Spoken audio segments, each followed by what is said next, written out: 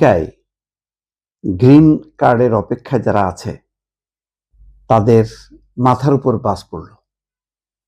এখন গ্রিন কার্ডের জন্য আমেরিকায় অপেক্ষা করা যাবে না, দেশে ফিরতে হবে, দেশে ফিরে আবেদন করতে হবে বা অপেক্ষায় থাকতে হবে। গ্রিন কার্ড যারা পেয়েছে ঠিক আছে, কিন্তু গ্রিন কার্ড পাওয়ার অপেক্ষায় অনেকে থাকে। সে স্টুডেন্ট হতে পারে বা কোনো বিবাহ সূত্র সেখানে থাকতে পারে, আত্মীয়তার সূত্র থাকতে পারে। তারা অপেক্ষা আছেন, হয়তো কারোর 3 মাস পরে কেউ পাবেন, 4 মাস 5 মাস পরে পাবেন, এই অপেক্ষা আছেন। এখন অস্থায়ীভাবে মানে গ্রিন কার্ড, অস্থায়ী গ্রিন কার্ড পাওয়া যেই প্রক্রিয়াধীন যারা, তারা আর থাকতে পারবেন না আমেরিকায়। এই নতুন নিয়মের ফলে একেবারে ভয়ঙ্কর অবস্থা। শুধুমাত্র তারা বলেছে যদি এটা বিশেষ বিশেষ কারোর ক্ষেত্রে প্রযোজ্য হবে, তারা থাকতে পারবে। এই বিশেষ বিশেষ কারা সেটাও তারা ব্যাখ্যা করেনি, শুধু বলেছে তারা যদি আমেরিকা মনে করে যে তাদের স্বার্থের জন্য, তাদের আর্থিক ভালোর জন্য যদি এমন কোনো ব্যক্তি হয় তাহলে তারা থাকতে পারে। কিন্তু এটা খুব স্পেশাল কিছু ক্ষেত্র ছাড়া বাকি সকল ক্ষেত্রে মানে গ্রিন কার্ডের জন্য অপেক্ষমান সবাইকে আমেরিকা ছাড়তে হবে। এখানে দেখেন আনন্দবাজারও একটি রিপোর্ট করেছে যে গ্রিন কার্ড পেতে চাইলে আগে আমেরিকা ছাড়ুন, অভিবাসীদের স্থায়ীভাবে থাকার নিয়মও আরো কঠিন করল ট্রাম্প প্রশাসন। গত 10 বছরে যারা গ্রিন কার্ড পেয়েছেন তাদের বেশিরভাগই আগে থেকে আমেরিকায় বসবাস করছিলেন। 2024 সালে প্রায় 14 লক্ষ বিদেশিকে গ্রিন কার্ড দেওয়া হয়েছিল। তাদের মধ্যে 8,20,000-এর বেশি গ্রিন কার্ড প্রাপক আগে থেকেই আমেরিকায় ছিলেন। বলা হচ্ছে যে আমেরিকায় বিদেশিদের আমেরিকায় স্থায়ীভাবে বসবাসের পথ আরো জটিল করে তুলল মার্কিন প্রশাসন। এবার থেকে আমেরিকায় বসে আর গ্রিন কার্ডের জন্য আবেদন করা যাবে না। আমেরিকায় বসে থেকে গ্রিন কার্ডের আবেদন করা যাবে না। গ্রিন কার্ডের আবেদন করতে হলে আগে নিজ দেশে ফিরতে হবে।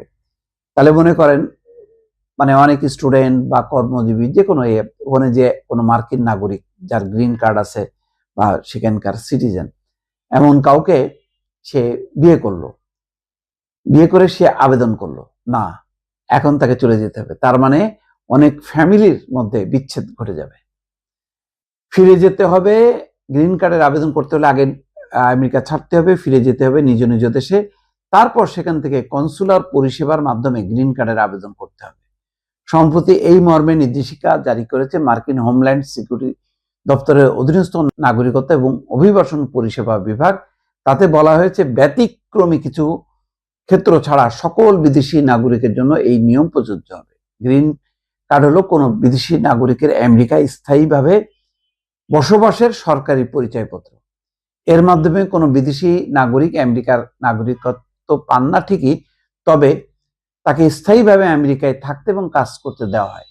অনেকে এই গ্রিন কার্ডকে মনে করেন যে নাগরিকত্ব পাওয়ার একটা আগের পর্যায় হিসেবে ব্যাখ্যা করে, কিন্তু না, সেটাও না।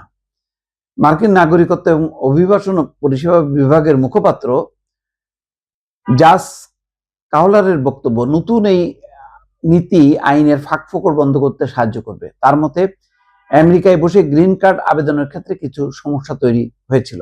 অনেক ক্ষেত্রে কোনো বিদেশির গ্রিন কার্ডের আবেদন বাতিল হয়ে যাওয়ার পর গ্রিন কার্ডের আবেদন করলো, দেখলো যে না, পাওয়ার যোগ্য না, তখন সে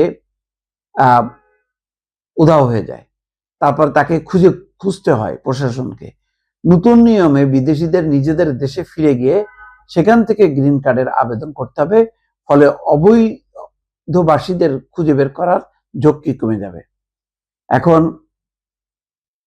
বলা হচ্ছে যে গত 10 বছরে যারা গ্রিন কার্ড পেয়েছেন তাদের বেশিরভাগই আগে থেকে আমেরিকায় বসবাস করছিলেন।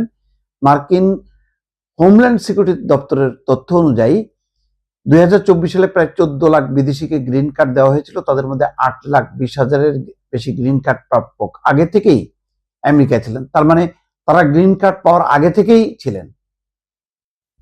ওই যে আগে থেকে 8,20,000 ছিলেন, এখন আর এই অপেক্ষায় মানে থেকে বা অস্থায়ী কোনো কাগজ নিয়ে গ্রিন কার্ডের আবেদন করা যাবে না।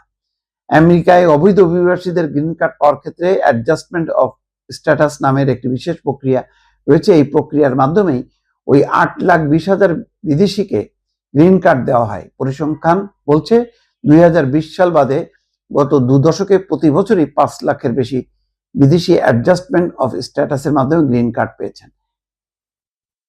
এর ফলে কি হবে, বৈধভাবে সে দেশে গেছে, যে আবেদন করেছে এবং তাদের জীবন ওলটপালট হয়ে যাবে। মানে অনেকে গেছে ভিজিট ভিসায়, যে আবেদন করেছে, আবেদন করে অপেক্ষা আছে গ্রিন কার্ডের জন্য, এখন তাদের জীবন ওলটপালট হয়ে যাবে।